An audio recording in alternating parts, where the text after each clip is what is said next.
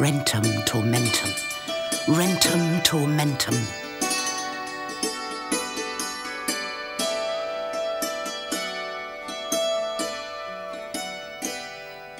The Chime-Child of Wiveliscombe.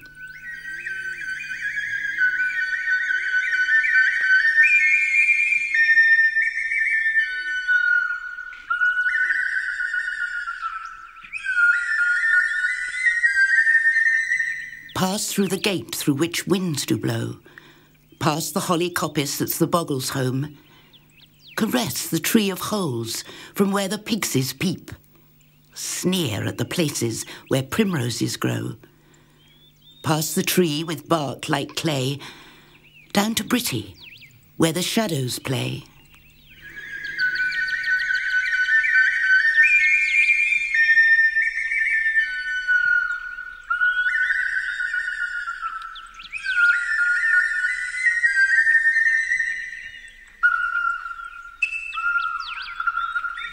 At a time when unbaptized babies turned into butterflies if they died before baptism, a witch called Maggie Greenteeth lived a lonely life on the topmost ridge of the Blackdown Hills. Maggie spent much time scratching butterflies onto stones and listening to the wind music in tree and bracken fern. Maggie was no snaggle-toothed, sunken-cheeked, hairy-lipped crone, as one may think of a witch, but was a black-eyed lady of sadness. Her gaze could tear a heart. It had been many years since Maggie had first learned that a curse could produce a meal from the terrified householders of the villages and towns far around.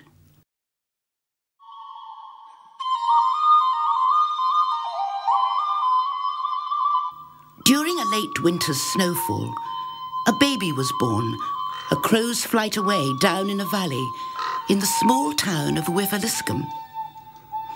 It was a chime-child, born between the first cock crow of St. James' Day morning and the first strike of the church bell after sunrise. Such a child could talk to the fairies.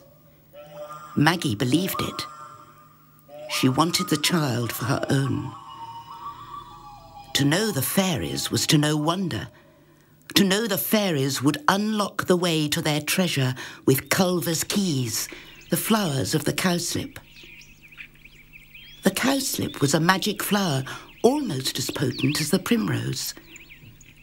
The chime-child was in peril. It would be Maggie's before any baptism day. The child's mother and father were no churchgoers. They believed in the old ways, as had their parents before them. Folk of their sort knew of the heart-pin charm, of a sheep's heart studded with pins and placed up the chimney to prevent the entry of a witch into their home. Maggie knew that no quick baptism was in the offing for this chime-child. And because of Maggie's greed for fairy gold, she determined that the infant would indeed be hers. As winter merged to spring, and the first cowslip leaves of the year pushed from the soil, Maggie began to follow the mother as she carried her child on walks about the town. Maggie was waiting and yearning for the first Culver's keys to appear. Then one day, Maggie anointed her forehead and wrists with a raw-smelling oil that she'd stolen from the Lunatici, the spirit guardians of the blackthorn tree. She also pinned a sprig of may to her clothes, a counter-charm to break any heart-pin charm. Softly saying, "Thout, tout-a-tout," throughout and about, she flew as fast as a starling to the place of her yearning, the cottage with the chime-child within. All the windows were shut fast, all except one upstairs, through which came the cries of a baby. "Let me in, or I'll curse you," the black-eyed witch screamed. Maggie Greenteeth "We're not afraid of you," came the reply from within. Maggie caressed the sprig of may. "Thout, tout-a-tout, throughout and about," she whispered. Opening the window sash, Maggie eased into a tiny room, empty but for an infant's cot bed, now full of gentle breathing. Daylight turned dark. "No heart magic," she smiled. Quietly, Maggie crept up, stretching out with urgent fingers. She let out an anguished howl.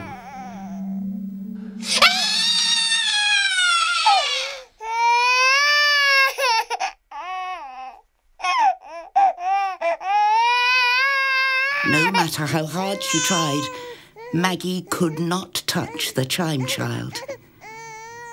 Beneath the cot had been placed a bowl of primroses. Oh yes, the mother and father of this baby knew of the old ways and how to protect their little loved one. The delicate primrose, the most potent of fairy flowers, would protect the purest of souls from a witch's evil.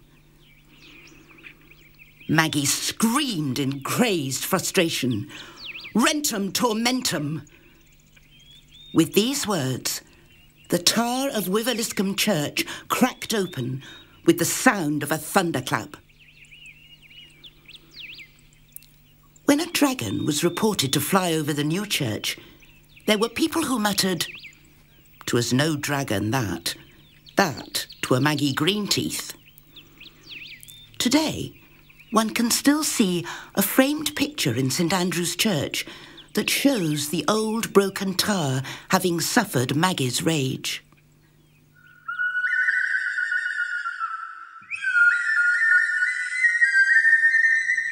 Some say Maggie Greenteeth still haunts the moss-covered ruin that was once her home. On light breezes can be heard soft whisperings.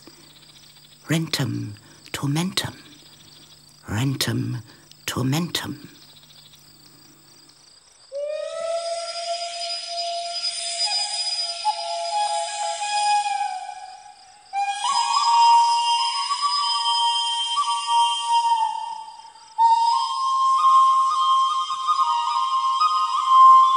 Pass through the gate through which winds do blow.